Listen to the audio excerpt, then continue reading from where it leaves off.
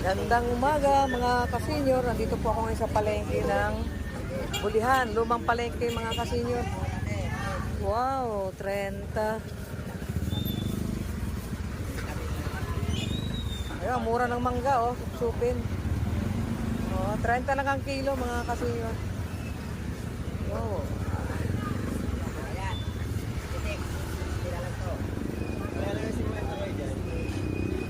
Yan, ang paninda ni Kuya. Okay. Okay, oh. Ayan. Manggang supsupin. Ayun po. Maraming salamat po sa panunod. Like and share sa page ko. Bye-bye po. Kuya, magkano ang hiwa ng pakwan?